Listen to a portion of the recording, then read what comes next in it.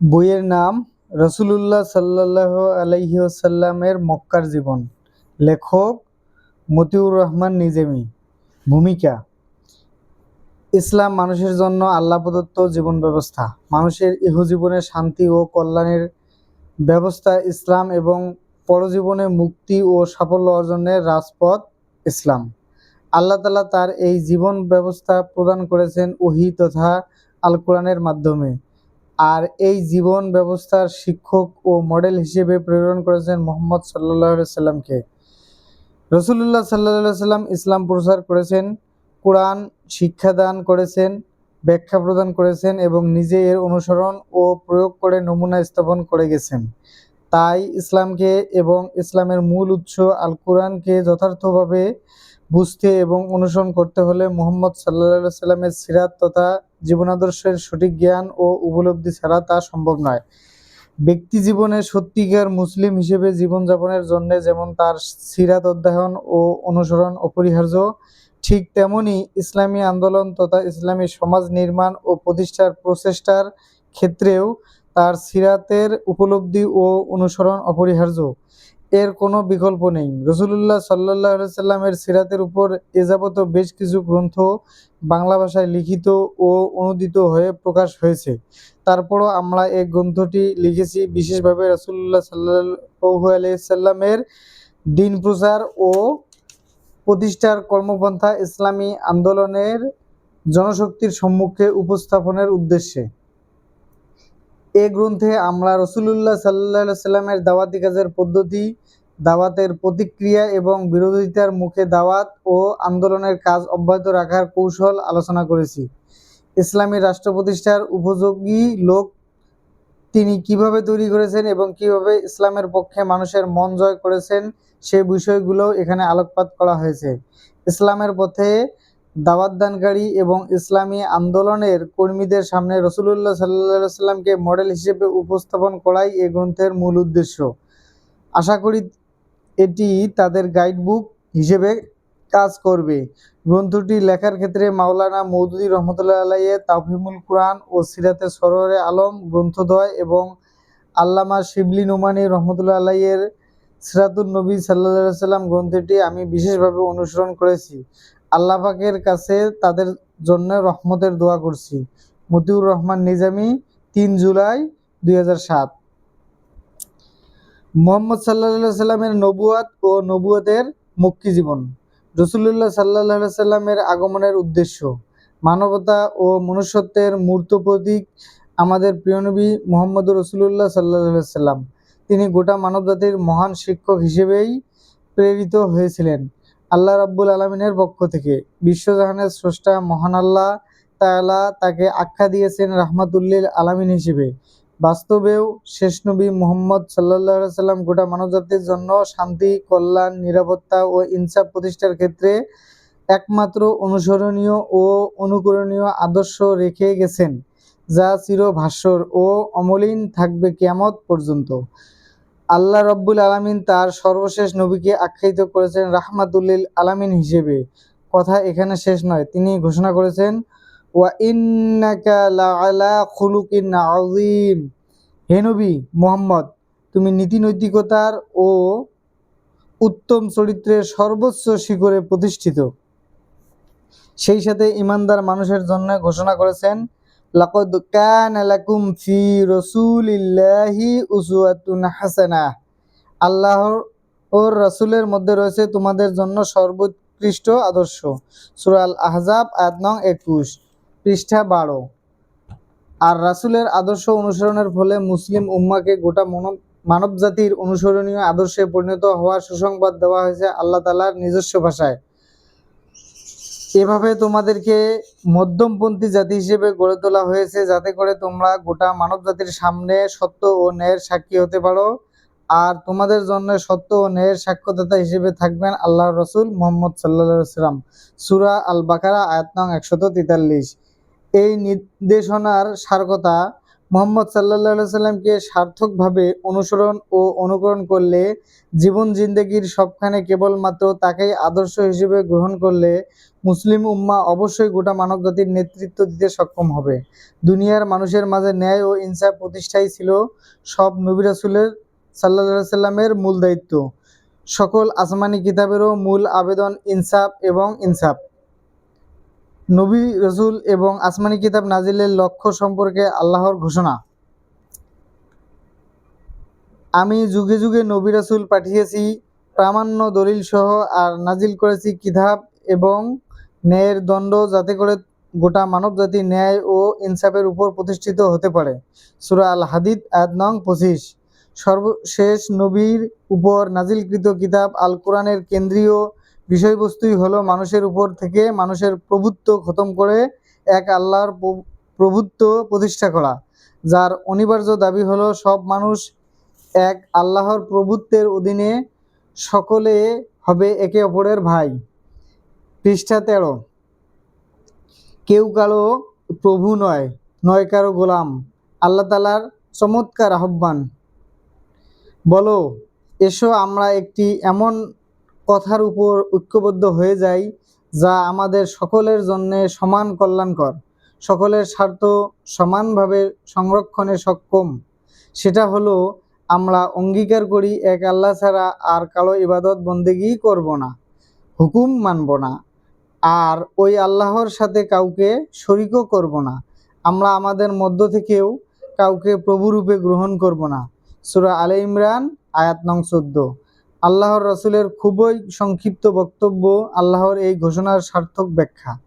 আল্লাহর বান্দা হয়ে যাও, আর হয়ে যাও তোমরা একে অপরের ভাই। আমরা বলেছিলাম ইনসাফ, আদল বা কিসত হলো আল কোরআনের মূল কেন্দ্রীয় বিষয়বস্তু, যার প্রকৃত দাবি নবী রাসূলগণের দাওয়াত ও আসমানি কিতাবসমূহের বাণী শুধু সীমিত অর্থে ধর্মীয় গণ্ডির মধ্যেই সীমাবদ্ধ নয়, মানবজাতির সার্বিক কল্যাণ, নিরাপত্তা ও সামাজিক ন্যায় ইনসাফ প্রতিষ্ঠার বাস্তবসম্মত কার্যক্রম এর অন্তর্ভুক্ত। আল কোরআনের সূরা নহলের যে আয়াতটি প্রতি জুমার দ্বিতীয় খুতবার শেষাংশে আমরা শুনে থাকি, তার অন্তর্নিহিত তাৎপর্যও আমাদের উপরোক্ত বক্তব্যের যথার্থ সাক্ষী। সেখানে বলা হয়েছে, ইন্নাল্লাহা ইয়া'মুরু বিল আদলি ওয়াল ইহসান ওয়া ইতাই যিল কুরবা ওয়া ইয়ানহা আনিল ফাহশাই ওয়াল মুনকারি ওয়াল বাগি। পৃষ্ঠা 14। আল্লাহ নির্দেশ দিচ্ছেন ইনসাফ করার জন্য, অনুগ্রহ প্রদর্শনের জন্য এবং নিকটাত্মীয় স্বজনকে আর্থিক সাহায্য করতে। আরও নির্দেশ দিচ্ছেন যাবতীয় অশ্লীলতা, অনৈতিকতা এবং জুলুম ও সীমালঙ্ঘনমূলক কার্যক্রম থেকে বিরত থাকতে। সূরা আন-নাহল আয়াত নং 90। রাসূল সাল্লাল্লাহু আলাইহি সাল্লাম তার উপর অর্পিত নবুয়তের দায়িত্ব পালনের মাধ্যমে সর্বযুগের সর্বকালের শ্রেষ্ঠ একটি মানব কল্যাণমূলক রাষ্ট্র ও সমাজ ব্যবস্থা প্রতিষ্ঠা করে গেছেন, যার গোড়াপত্তনে মূল চালিকা শক্তির ভূমিকায় ছিল তার হাতে গড়া একদল ব্যতিক্রমধর্মী চরিত্রের অধিকারী মানুষ। আর এই কাজটির বেশিরভাগ তিনি সম্পাদন করেছেন ওহীপ্রাপ্তির পর থেকে দীর্ঘ 13 বছর মক্কায় চরম প্রতিকূল পরিস্থিতির মাঝে। শেষ নবী মুহাম্মদ সাল্লাল্লাহু আলাইহি সাল্লাম যে আদর্শ সমাজ প্রতিষ্ঠা করে গেছেন, তার ধারাবাহিকতা যাতে কিয়ামত পর্যন্ত অব্যাহত থাকে, এজন্য তিনি তার উম্মতের উপর দায়িত্ব অর্পণ করে গিয়েছেন। আর তাদের প্রতি আল্লাহর পক্ষ থেকেই নির্দেশনা এসেছে, কুনু কওয়ামিনা বিল কিসতি শুহাদা লিল্লাহ। তোমরা আল্লাহর জন্য সত্য ও ন্যায়ের পতাকাবাহী হয়ে যাও। তোমরা ন্যায় ইনসাফের উপর প্রতিষ্ঠিত হয়ে যাও আর সত্যের সাক্ষ্য হয়ে যাও আল্লাহর জন্যে। সূরা আন-নিসা আয়াত নং 135। শেষ নবীর উম্মতের হক আদায় করতে হলে, এই পরিচয়ের যথার্থ দাবি পূরণ করতে হলে আল্লাহর কোরআন এবং রাসূলের সুন্নাহর আলোকে সিরাতে মুহাম্মদীর উপর গভীর অনুশীলনের কোনো বিকল্প নেই।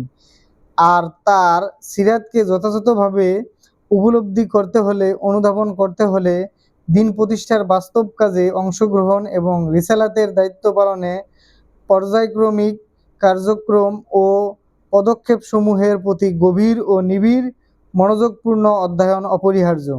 দ্বিধাহীন চিত্তেই বলতে চাই, দিন প্রতিষ্ঠার ক্ষেত্রে বাস্তবসম্মত ও সুন্নত তরিকা আসলে কোনটা, এ সম্পর্কে সম্যক ধারণা লাভ করতে হলে ওহী প্রাপ্তির দিন থেকে রসুল সাল্লাল্লাহু আলাইহি সাল্লামের প্রতি আল্লাহর নির্দেশনার পর্যায়ক্রমিক ধারাবাহিকতা এবং রাসূল সাল্লাল্লাহু আলাইহি সাল্লাম গৃহীত কর্মনীতি ও কর্মকৌশল সম্পর্কে যথার্থ ধারণা লাভ করতে হলে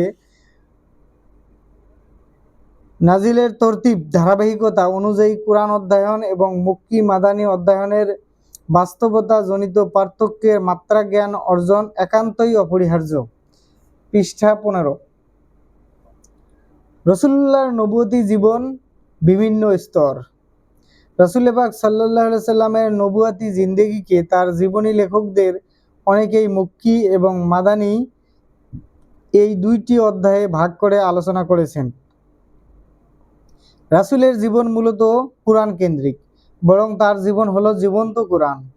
তাই কোরআনের গবেষকগণ প্রায় সবাই এর কোনো অংশ হিজরতের পূর্বে নাজিল হয়েছে, কোন অংশ হিজরতের পরে, এটা চিহ্নিত করেছেন যথেষ্ট অনুসন্ধান ও গবেষণার মাধ্যমে। এটা শুধু ইতিহাস গবেষণার মাধ্যমে সঠিক ঘটনা জানার জন্যই নয়, বরং যুগে যুগে মানব সমাজের বিভিন্ন অধ্যায়ে চড়াই উতরাইয়ের সিঁড়ি বেয়ে সৃষ্ট বিভিন্ন পরিবেশ ও পরিস্থিতিতে ইসলামী আদর্শের প্রচার প্রসারে, অনুসরণে ও বাস্তবায়নে বাস্তবসম্মত নীতি কৌশল অবলম্বনের জন্যই এটা বেশি প্রয়োজনীয় এবং অপরিহার্য। ওহী প্রাপ্তির পর থেকে আল্লাহর রসুল সাল্লাল্লাহু আলাইহি সাল্লাম দীর্ঘ 23 বছর তার দায়িত্ব পালন শেষে তার মহান মালিকের কাছে চলে যান। সেই 23 বছরের 13 বছর কেটেছে মক্কায় আর 10 বছর মদিনায়। মক্কার 13 বছরের এই অধ্যায়টি ব্যক্তি গঠন এবং সংগ্রাম যুগ হিসেবে অভিহিত, আর মদিনায় 10 বছরের অধ্যায়টি পরিচিত বিজয় যুগ তথা ইসলামী রাষ্ট্র ও সমাজ গঠনের যুগ হিসেবে। সময় সুযোগ হলে আমরা পরবর্তী কোনো সময়ে মাদানী অধ্যয়নে রাসূলের গৃহীত কার্যক্রমের উপর আলোচনার চেষ্টা করব। আজকের নিবন্ধ মক্কি অধ্যায়ের কতিপয় বিশেষ বিশেষ দিক আলোচনার মধ্যেই সীমাবদ্ধ রাখতে চাই। মক্কি জীবনের 4 স্তর। রাসূল পাক সাল্লাল্লাহু আলাইহি সাল্লামের মক্কি জিন্দেগির কার্যক্রমও আবারও 4টি স্তরে ভাগ করে আলোচনা করা যেতে পারে। প্রথম স্তরের 3টি বছরের কার্যক্রমের মধ্যে আসে হিরা গুহায় ওহী নাজিলের ঘটনা, মুহাম্মদ সাল্লাল্লাহু আলাইহি সাল্লামের উপর এর প্রতিক্রিয়ায় মা খাদিজাতুল কুবরার সান্ত্বনা ও ওরাকা বিন নওফেলের কাছ থেকে প্রাপ্ত শুভ সংবাদ। পৃষ্ঠা 16। এর পাশাপাশি লক্ষণীয় হলো ঘনিষ্ঠ জনদের স্বতঃস্ফূর্তভাবে স্ব-উদ্যোগে ঈমানের ঘোষণা প্রদান। হযরত খাদিজা রাদিয়াল্লাহু তাআলা আনহা শুধু ঈমানই আনেননি, রাসূলের রিসালাতের দায়িত্ব পালনের জন্য গোটা অর্থসম্পদ তার কাছে সুপর্দ করলেন। হযরত আবু বকর বিশ্বস্ত ও গুণমুগ্ধ বন্ধু হিসেবে ঈমান আনলেন। তার সাথে ঈমান আনলেন কিশোর আলী এবং ব্যক্তিগত সেবা কাজে নিয়োজিত যুবক যায়েদ। মূলত মুহাম্মদ সাল্লাল্লাহু আলাইহি সাল্লামের রিসালাতের কঠিন এই দায়িত্ব পালনের কাফেলার প্রাথমিক সাথীসঙ্গী এই 4 জন মানুষ। সংখ্যার বিচারে নিতান্তই নগণ্য, কিন্তু গুণগত ও মানগত বিচারে খুবই গুরুত্বপূর্ণ। মা খাদিজা সর্বজন শ্রদ্ধেয় একজন ধনাঢ্য মহিলা, নারী সমাজের প্রতিনিধিত্ব করার এক অবিসংবাদিত নারী ব্যক্তিত্ব। হযরত আবু বকর রাদিয়াল্লাহু তাআলা আনহু ওই জাহিলি যুগেও একজন সৎ, বুদ্ধিমান ও সম্মানিত মানুষ হিসেবে পরিচিত। হযরত আলী কিশোরদের প্রতিনিধিত্ব করার মতো একজন আদর্শ কিশোর, আর হযরত যায়েদ সেই সময়ের প্রেক্ষাপটে শ্রমজীবী দাস শ্রেণীর মানুষের প্রতিনিধি, স্থানীয় ব্যক্তি। রাসূলের নেতৃত্বে পরিচালিত দিন কায়েমের আন্দোলনের বুনিয়াদি গঠনে এদের ভূমিকা খুবই তাৎপর্যপূর্ণ। প্রথম স্তরের এই 3 বছরে নীরব তৎপরতার বাইরে যেমন কার্যক্রম না থাকায় কাফের ও মুশরিকদের পক্ষ থেকে অবজ্ঞা প্রদর্শন ছাড়া তেমন বড় রকমের বিরোধিতা দেখা যায়নি। প্রথমে ওহীর মাধ্যমে মুহাম্মদ সাল্লাল্লাহু আলাইহি সাল্লামকে তার উপর অর্পিত গুরুদায়িত্বের কথা স্মরণ করিয়ে দেওয়া হয়, আর সেই সাথে ওই দায়িত্ব পালনের জন্য প্রস্তুতিমূলক নির্দেশ দেওয়া হয় সূরা আল মুদ্দাসসিরের প্রথম 7টি আয়াতের মাধ্যমে। বলা হয়, ইয়া আইয়ুহাল মুদ্দাসসির কুম ফাআনযির ওয়া রাব্বাকা ফাকাব্বির ওয়া সিয়াবাকা ফাতাহহির ওয়ার রুজজা ফাহজুর ওয়ালা তামনুন তাস্তাকসির ওয়ালি রব্বিকা ফাসবির। হে চাদর আবৃত ব্যক্তি, জড়তা ছেড়ে জেগে ওঠো এবং মানবজাতিকে সতর্ক ও সাবধান করো। ঘোষণা করো তোমার রবের শ্রেষ্ঠত্ব ও সার্বভৌমত্বের। পৃষ্ঠা 17। তোমার বেশভূষা, আচার আচরণ সহ পুত পবিত্র ও মার্জিত বানাও। পাপ, পঙ্কিলতা ও অপবিত্রতা থেকে নিরাপদ দূরত্ব বজায় রাখো। প্রতিদানের আশায় কাউকে অনুগ্রহ করো না। তোমার রবের জন্যে সবর করো, ধৈর্য ধারণ করো। সূরা আল মুদ্দাসসির আয়াত নং 1 থেকে 7। সকল নবী আল্লাহর সরাসরি তত্ত্বাবধানে নবুয়তের ঘোষণা প্রাপ্তির আগেই পুতপবিত্র জীবনের অধিকারী ছিলেন। তাদেরকে মাসুম বা নিষ্পাপ হিসেবেই আমরা বিশ্বাস করি। ওহী প্রাপ্তির পূর্বে প্রায় দীর্ঘ 40 বছর মুহাম্মদ সাল্লাল্লাহু আলাইহি সাল্লাম শিশু থেকে কিশোর, কিশোর থেকে যুবক এবং পৌরত্বের জীবন কাটিয়েছেন, যাদের মাঝে তারা সকলের সাক্ষী। জাহিলিয়াতের কোনো পঙ্কিলতাই মুহাম্মদ সাল্লাল্লাহু আলাইহি সাল্লামের জীবনকে সামান্যতম স্পর্শ করতে পারেনি। অতএব সূরা মুদ্দাসসিরের প্রথম 7টি আয়াতের নির্দেশনা সরাসরি রাসূলকে সম্বোধন করে দেয়া হলেও এটা মূলত রাসূলের সাথে যারা এই দায়িত্ব পালনে সহযোগীর ভূমিকা পালন করবে, ভবিষ্যতেও যারা দ্বীন কায়েমের আন্দোলনে অংশ নেবে, তাদের সকলের জন্য প্রযোজ্য। উপরোক্ত নির্দেশনার আলোকে সতর্ক সাবধান করার মতো কাজের সূচনাতেই বাধা আসতে পারে। ব্যাপক দাওয়াত না হয়ে সীমিত পরিসরে হওয়ার কারণে বাধার ধরন ছিল মৌখিক গালমন্দ, ঠাট্টা মশকরা, টিক্কা টিপ্পনী, অপবাদ অপপ্রচারের মধ্যে সীমিত। এই পরিস্থিতি চলতে থাকে 4র্থ ও 5ম বছর পর্যন্ত। এই রিসালাতের কঠিন গুরুদায়িত্ব পালনে প্রয়োজনীয় যোগ্যতা ও গুণাবলী অর্জনের জন্যে এবং অবাঞ্ছিত অনাকাঙ্ক্ষিত ভাগ্যবানের মোকাবেলার মানসিক ও মনস্তাত্ত্বিক শক্তিতে বলীয়ান থাকার জন্যে আল্লাহর পক্ষ থেকে খুবই মূল্যবান, গুরুত্বপূর্ণ ও অর্থবহ বাস্তবসম্মত নির্দেশনা আসে সূরা মুজাম্মিলের প্রথম রুকুর মাধ্যমে। উক্ত আয়াতসমূহের বক্তব্য খুবই লক্ষণীয় ও প্রণিধানযোগ্য। এ সূরার প্রথম 7টি আয়াতের মাধ্যমে রাসূল পাক সাল্লাল্লাহু আলাইহি সাল্লামকে তার উপর অর্পিত কঠিন দায়িত্ব পালনের প্রয়োজনীয় প্রস্তুতি গ্রহণের জন্য তাকিদ দেওয়া হয়েছে। এজন্যে প্রয়োজনীয় করণীয় সম্পর্কে স্পষ্ট নির্দেশ দিয়ে রাত্রি জাগরণের উপর গুরুত্ব আরোপ করা হয়েছে। রাত্রির অর্ধেক কিংবা কিছু কম কিছু বেশি সময় জেগে জেগে নামাজ আদায় ও ধীরে ধীরে বুঝে বুঝে কোরআন তেলাওয়াতের নির্দেশ দেওয়া হয়েছে। এর যৌক্তিকতা প্রসঙ্গে বলা হয়েছে,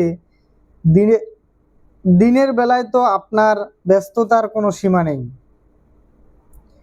আর রাত্রিবেলা ঘুম থেকে জেগে ওঠার অভ্যাসটি আত্মসংযমের জন্য খুবই কার্যকর এবং এই নির্জন মুহূর্তে মুখের উচ্চারিত কথাগুলো হয়ে থাকে হৃদয়েরই প্রতিধ্বনি, যা হৃদয়কে করে থাকে দারুণভাবে আলোড়িত এবং প্রভাবিত।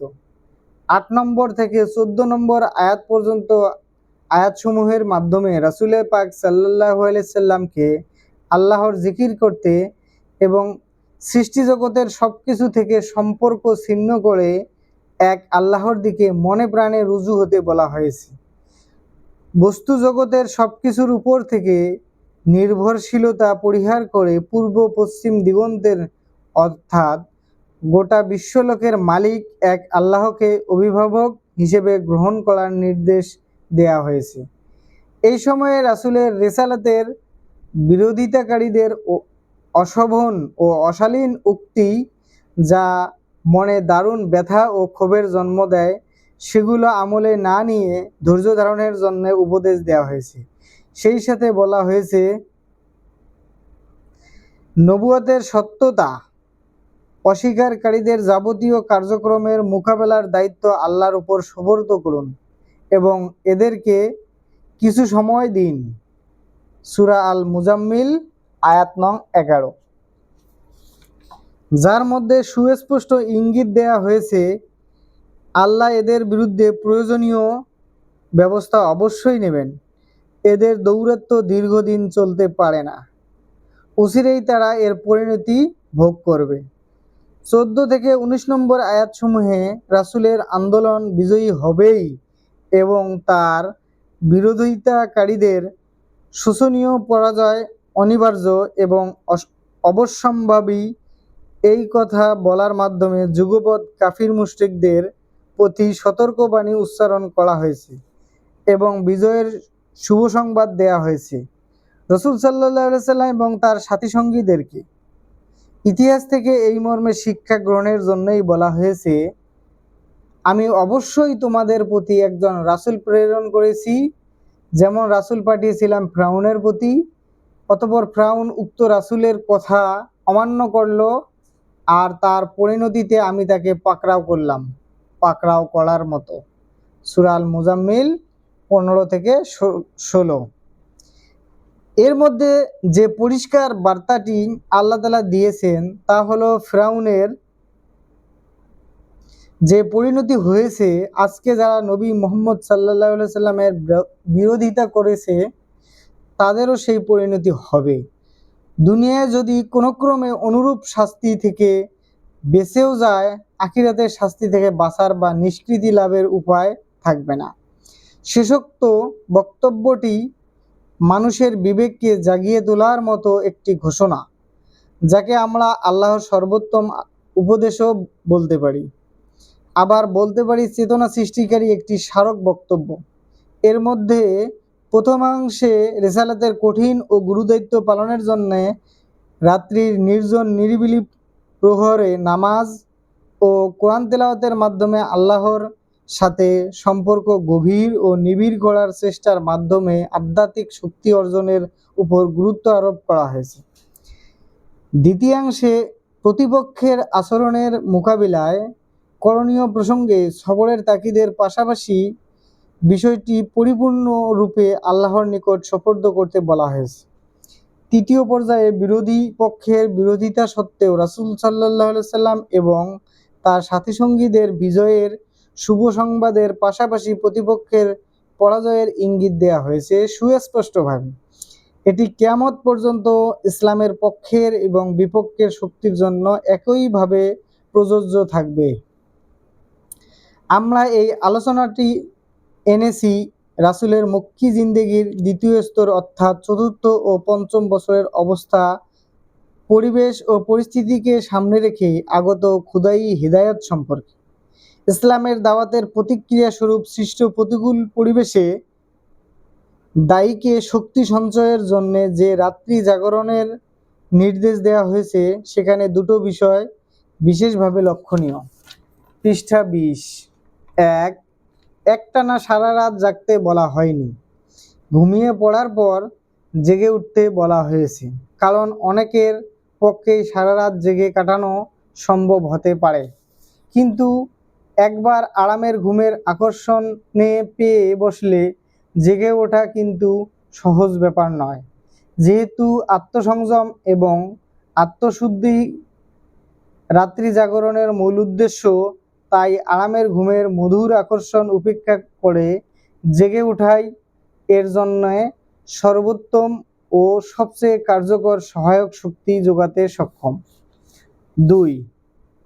উদ্দেশ্য বা কর্মসূচিবিহীন রাত্রি জাগরণ নয়, বরং আল্লাহর কিতাবের মর্ম অনুধাবনের জন্য নামাজ অবস্থায় তিলাওয়াতই এর লক্ষ্য ও কর্মসূচি। নৈশ ক্লাবে এক শ্রেণীর লোক মদ জুয়ার আসরের মধ্যেও রাত জেগে থাকে। নাচ গানের আসরেও তো রাত জাগে অনেকেই। এই রাত্রি জাগার মাধ্যমে মানুষের মাঝে পশুশক্তির প্রাধান্য প্রতিষ্ঠা হয়ে থাকে। আর আল্লাহ সুবহানাহু তাআলা তার প্রিয় নবীর মাধ্যমে ঈমানদার বান্দাদের যেভাবে রাত্রি জাগরণের মাধ্যমে তেলাওয়াতে কুরআন, নামাজ ও জিকিরের নির্দেশ দিয়েছেন, তার লক্ষ্য হলো আধ্যাত্মিক ও নৈতিক শক্তির উৎকর্ষ সাধনের মাধ্যমে পাশবিক শক্তির উপরে মানবিক শক্তির কার্যকর প্রাধান্য প্রতিষ্ঠা করা। এই রাত্রি জাগরণের ক্ষেত্রে আল্লাহ সুবহানাহু তাআলার নির্দেশের যে পরিমাণ উল্লেখ করা হয়েছে তা হলো কুমিল লাইলা ইল্লা কলিলা নিসফাহু আউইনকুস মিনহু কলিলা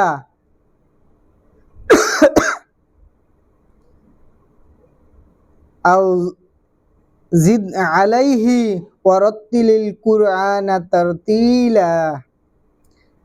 রাত্রি জাগরণ করো অল্প কিছু বাদে, অর্ধেক রাত্রি জাগো অথবা তার কিছু কম অথবা কিছু বেশি, আর তারতিলের সাথে বরং তারতিলের হক আদায় করে কোরআন তেলাওয়াত করো। সূরা আল মুজাম্মিল আয়াত নং 2 থেকে 4। আল্লাহর এই নির্দেশের উপর তার রাসূল যে আমল করেছেন, শুধু তিনি নন বরং তার সাথী সঙ্গীদের একটি উল্লেখযোগ্য অংশও যে একইভাবে রাত্রি জাগরণের নির্দেশ যথাযথভাবে পালন করেছেন তার সাক্ষী এবং স্বীকৃতি আছে। একই সূরার 2 রুকুর 1ম বাক্যাংশে আল্লাহ বলেছেন, ইন্না রাব্বাকা ইয়ালামু আন্নাকা তাকাউমু আদনা মিন সুলাসাল লাইলি ওয়া নিসফাহু ওয়া সুলাসাহু ওয়া তাইফাতুম মিনাল লাযিনা মাআকা। হে নবী, অবশ্যই তোমার রব এ বিষয়ে অবগত আছেন যে তুমি রাতের 2/3 কিছু কম, কখনো অর্ধেক রাত, কখনো রাতের 1/3 জেগে জেগে ইবাদত বন্দেগী করছো, আর সেই সাথে তোমার সাথী সঙ্গীদের একটি অংশ যে একইভাবে রাত্রি জাগরণে অভ্যস্ত হয়েছে সে সম্পর্কেও তিনি অবগত আছেন। সূরা আল মুজাম্মিল আয়াত নং 20। এখান থেকে রাসূল সাল্লাল্লাহু আলাইহি সাল্লামের রাত্রি জাগরণের পরিমাণ সম্পর্কে সঠিক ধারণা পাওয়া যায়। তিনি সর্বনিরু রাতের 1/3 জেগেছেন, সর্বোচ্চ 2/3 কিছুটা কম। মধ্যবর্তী সময় দেখা যায় অর্ধেক রাত্রি জাগরণের অভ্যাস। যেহেতু ঘুমিয়ে পড়ার পর জেগে ওঠাই আল্লাহর হিকমতপূর্ণ নির্দেশ, তাই রাসূল সাল্লাল্লাহু আলাইহি সাল্লাম রাতের প্রথমাংশে সকাল সকাল ঘুমিয়ে পড়তেন। আধুনিক প্রগতিশীল লোকদের অভ্যাস অবশ্য উল্টোটা, অর্থাৎ বেশি রাত পর্যন্ত জেগে জেগে অর্থহীন কাজে মাতামাতির পর আল্লাহ যে সময় তার প্রিয় বান্দাদের জেগে থাকা পছন্দ করেন সেই সময় ঘুমিয়ে যাওয়া। কুফরি শক্তির উপর ইসলামী শক্তির বিজয় লাভের ভিত রচনায় কার্যকর ভূমিকা পালন করেছে সূরা মুজাম্মিলের 1ম রুকুর মাধ্যমে প্রদত্ত আল্লাহর নির্দেশনা নিষ্ঠা ও সার্থকতার সাথে অনুসরণের মাধ্যমে, যা পরবর্তী পর্যায়ে রাসূলের হাতে গড়া লোকদের মধ্যে ব্যতিক্রমধর্মী চরিত্র ও নীতিনৈতিকতা সৃষ্টি করতে সক্ষম হয়। রাসূল সাল্লাল্লাহু আলাইহি সাল্লাম এর মক্কি জীবনের 3য় স্তরটি বাকি 3টি স্তরের চেয়ে বেশি দীর্ঘ, 6ষ্ঠ বছর থেকে 10ম বছর পর্যন্ত। এই সময়কালের মধ্যে ইসলামের দাওয়াত খুব ব্যাপকভাবে প্রসারিত না হলেও প্রায় সব গোত্রের কিছু কিছু লোক এ দাওয়াতে সাড়া দিতে থাকে, যা মক্কার নেতৃস্থানীয় ব্যক্তিদের মাথা ব্যথার কারণ হয়ে দাঁড়ায়। তাই বিরোধিতাও তীব্র থেকে তীব্রতর হতে থাকে। বিরূপ সমালোচনা এবং গালিগালাজ থেকে শুরু করে ধাপে ধাপে শারীরিক নির্যাতনও শুরু হয়। শুধু তাই নয়, অমানুষিক জুলুম নির্যাতনের ফলে পর্যায়ক্রমে রাসূল সাল্লাল্লাহু আলাইহি সাল্লাম এবং তার সাথী সঙ্গীদের জন্য মক্কার জমিন সংকীর্ণ এবং সংকুচিত হয়ে আসে। পৃষ্ঠা 22। এই স্তরের উল্লেখযোগ্য ঘটনার একটি হলো দুই পর্যায়ে রাসূলের সাল্লাল্লাহু আলাইহি সাল্লামের সাথীদের একটি অংশ হাবশায় হিজরত করতে বাধ্য হয়, আর একটি হলো 3 বছর ব্যাপী আল্লাহর রাসূল সাল্লাল্লাহু আলাইহি সাল্লাম ও তার সাথী সঙ্গীদেরকে মক্কার কাফের মুশরিকদের পক্ষ থেকে সামাজিকভাবে বয়কট করা হয়। আবু তালেবের বাসগৃহে আল্লাহর রাসূল ও তার সাথী সঙ্গীগণ সাংঘাতিক কষ্টের দিন অতিবাহিত করেন। খাদ্য সামগ্রী সরবরাহে বাধা সৃষ্টির ফলে আল্লাহর রাসূল এবং তার সাহাবে কেরামগণকে গাছের ছাল-বাকল খেয়ে ক্ষুধা মেটাতে হয়েছে। ইতিহাসে উল্লেখ আছে, তাদের পায়খানা ছাগলের পায়খানার মতো দেখাতো। এ সময়ে আর একটি বেদনাদায়ক ঘটনা ঘটে তায়েফের বুকে। আল্লাহর রাসূল মক্কাবাসীর ব্যাপারে হতাশ হয়েই তায়েফে যান দাওয়াত দিতে। সেখানকার পাষণ্ড নেতারা শুধু তার দাওয়াত প্রত্যাখ্যান করেই ক্ষান্ত হয়নি, দুষ্ট ও মাস্তান কোয়ালিটির ছেলেদের লেলিয়ে দেয় প্রিয় নবীর উপর ঢিল পাথর মারার জন্যে। তাদের ঢিলের আঘাতে রাসূলের শরীর থেকে অতিরিক্ত রক্তক্ষরণের ফলে তিনি মাঝে মাঝে বসে পড়েছেন, বেহুশ হয়েছেন। পাষণ্ড জালেমদের নির্যাতন তবুও থামেনি। রক্তাক্ত দেহ নিয়ে এক পর্যায়ে আল্লাহর রাসূল সাল্লাল্লাহু আলাইহি সাল্লাম আবার ফিরে আসেন মক্কায়। এই তৃতীয় স্তরের 5টি বছরে ধাপে ধাপে জুলুম অত্যাচার বাড়তে বাড়তে দেয়ালে পিঠ থেকে যাওয়ার পরিস্থিতি সৃষ্টি হয়, কিন্তু দাওয়াত থেমে থাকেনি। আবু জেহেল এবং আবুল আহাব গোষ্ঠীর বিরোধিতা যতই তীব্র হোক না কেন, তারা ভেতর থেকে এক অজানা ভয়ে চাপে ভুগতে থাকে। নেতৃস্থানীয় ব্যক্তিরা বৈঠকে মিলিত হয় মোকাবিলার কৌশল নির্ধারণের জন্য। একদিকে আপোষের প্রস্তাব নিয়ে যায় রাসূল পাকের কাছে, অপরদিকে এ কৌশলে ব্যর্থ হলে অপবাদ আর মিথ্যাচারের মাধ্যমে জনমত বিভ্রান্ত করার কৌশলও তারা নির্ধারণ করে। সূরা হামিম আর সাজদায় তাদের এই কৌশলের বর্ণনা আসছে এভাবে। অবশ্য এটি এই স্তরের একেবারে প্রাথমিক দিকের কথা। কাফেররা বলে, এই কোরআন তোমরা শোনো না, বরং শোনার পথে বাধা প্রতিবন্ধকতা সৃষ্টি করো।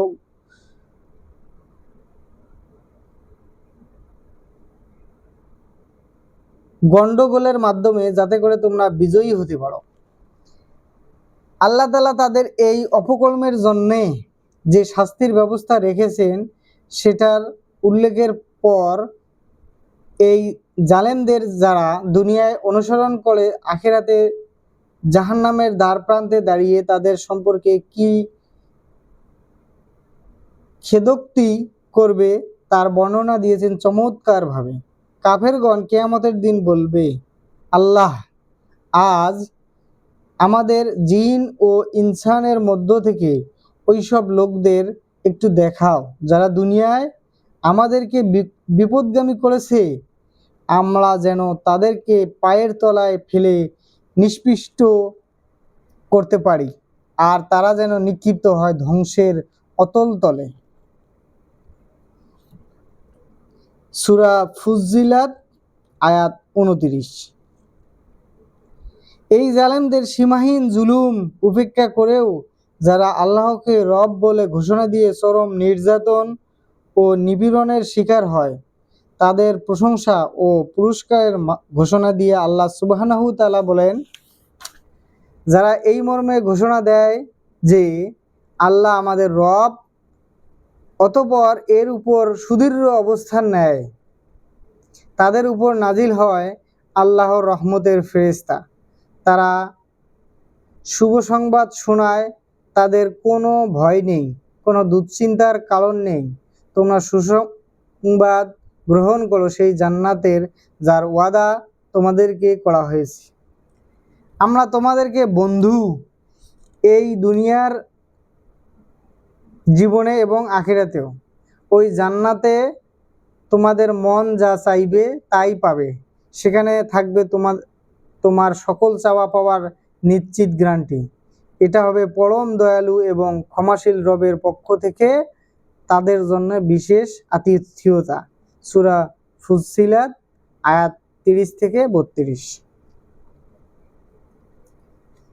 এই স্তরে প্রতিকূলতার মধ্যেও যারা ইমানের দাবি পূরণে সর্বোচ্চ সবর ও ইস্তেকামাত এবং সহনশীলতা ও দৃঢ়তার সাথে ইমানের দাবি পূরণে সক্ষম হয়, তাদের প্রতি আল্লাহর রহমত, করুণা, পুরস্কার ও আতিথেয়তার শুভসংবাদ ঘোষণার প্রেক্ষাপটে দাওয়াতের ফজিলতের আলোচনা করা হয়েছে অত্যন্ত হৃদয়গ্রাহী ভাষায়। বলা হয়েছে, ওয়ামান আহসানু কওলাম মিম্মান দাআ ইলাল্লাহি ওয়া আমিলা সালিহান ওয়া ক্বালা ইন্নানি মিনাল মুসলিমিন।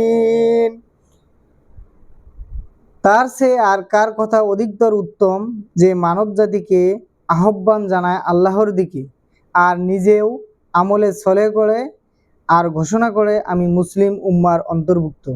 সূরা ফুসসিলাত আয়াত 33।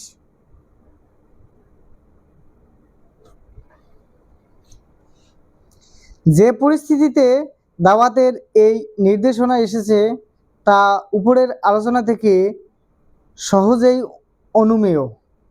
প্রতিপক্ষের নিন্দাবাদ, অপপ্রচার, দুর্ব্যবহার থেকে নিয়ে শারীরিক নির্যাতন পর্যন্ত ছিল এ সময়ের ইমানদারদের নিত্যকার সাথী।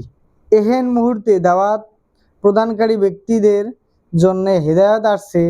ভালো কাজ আর মন্দ কাজ এক বরাবর নয়, অতএব মন্দের মোকাবিলা করতে হবে উত্তম আচরণের মাধ্যমে।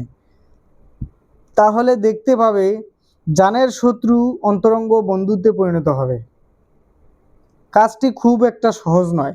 এমনটি তো তারাই করতে পারে যারা ধৈর্য এবং সহনশীলতার অধিকারী, যারা প্রকৃতই ভাগ্যবান। যদি এ সময়ে শয়তানের পক্ষ থেকে কোনো রূপ উস্কানি আজ করতে পারো, তাহলে সঙ্গে সঙ্গে আল্লাহর কাছে পানা চাও। তিনি সর্বোত্তম শ্রবণকারী, কারো ডাকে সাড়াদানকারী, সর্বোচ্চ জ্ঞানী। তোমাদের অবস্থা তার চেয়ে বেশি কেউ জানে না। পৃষ্ঠা 25। এই পরিস্থিতির ধারাবাহিকতায় রাসূল সাল্লাল্লাহু আলাইহি সাল্লামের আন্দোলন মক্কায় 10 বছরের কঠিন কণ্টকাকীর্ণ পথ অতিক্রম করে একাদশ, দ্বাদশ এবং ত্রয়োদশ বছরে অর্থাৎ মক্কা জিন্দেগির চতুর্থ বা শেষ স্তরে পদার্পণ করে। ক্রমাগতভাবে প্রতিপক্ষের সৃষ্ট প্রতিকূলতা তীব্র থেকে তীব্রতর রূপ নেয়। জাগতিক ব্যাখ্যা বিশ্লেষণে এই পরিস্থিতিতে সাফল্যের ন্যূনতম সম্ভাবনাও আজ করা সম্ভব ছিল না। কাফের মুশরিকদের নেতারা অবশেষে আল্লাহর রসুলের জন্য মক্কার জমিন করে ফেলে একেবারেই সংকীর্ণ। এই চতুর্থ স্তরের দুটি ঘটনা ইসলামের ইতিহাসে এবং শেষ নবী মুহাম্মদ সাল্লাল্লাহু আলাইহি সাল্লামের নবুয়তি জিন্দেগির সবচেয়ে উল্লেখযোগ্য ঘটনা। একটি মিরাজুন নবী আর অপরটি হলো হিজরত। মেরাজের মাধ্যমে আল্লাহ তার প্রিয় নবীকে নিজ সান্নিধ্যে নিয়ে দুনিয়ার বস্তুগত কার্যকারণের ঊর্ধ্বে আল্লাহর কুদরতে কামেলার কার্যকারিতা প্রত্যক্ষ করে আস্থাশীল ও আত্মবিশ্বাসে বলীয়ান হবার ব্যবস্থা করেন। সকল শক্তির উৎস আল্লাহ, তার শক্তিমত্তাকে চ্যালেঞ্জ করার কেউ নেই। তিনি রাসূলকে পাঠিয়েছেন তার দিনকে বিজয়ী হিসেবে প্রতিষ্ঠিত করার জন্য। অতএব এ দিন বিজয়ী হবেই। তার প্রতিপক্ষের চতুর্মুখী চক্রান্ত ও ষড়যন্ত্রের জাল যতই বিস্তৃত হোক না কেন, এতে হতাশ হওয়া বা বিচলিত হবার কিছু নেই। রাসূলের এই মিরাজের মাধ্যমে ইমানদারদের আল্লাহর সান্নিধ্যে লাভের উপায় হিসেবে নামাজ ফরজ করা হলো। আল্লাহর রাসূল সাল্লাল্লাহু আলাইহি সাল্লাম ও সাহাবায়ে কেরামগণ আগেও নামাজ পড়তেন, কিন্তু নিয়মিত দিনে 5 বার বাকায়দা নামাজ চালু হয় মেরাজের পর থেকেই।